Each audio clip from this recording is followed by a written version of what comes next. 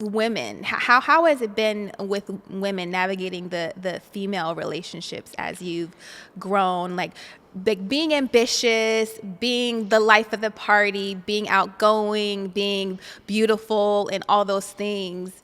What has that been like for you? Are you a girl's girl? I am. I'm just,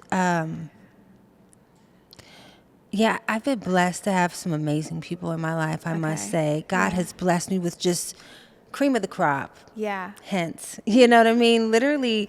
And so I I have a lot of friends from all around the world. Now, do I speak to them all the time? No, because we have all these things going on.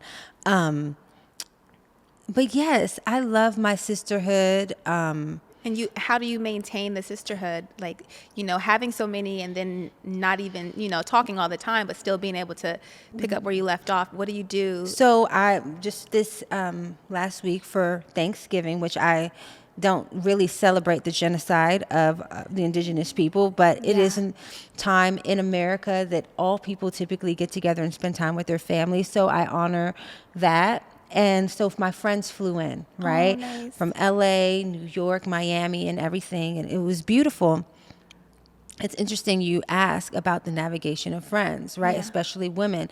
Because for me, knowing who I am and what I come from and not making excuses for my trauma, I do my best to not to show up with an attitude or, and sometimes, especially women, can get a little snippy. Yes. And I tolerate that. I have zero tolerance for it because of how much I do my best to honor my friends' feelings and to not give them that energy. Yeah. So just this last week, I had an incident where I was feeling a bit disrespected in my home.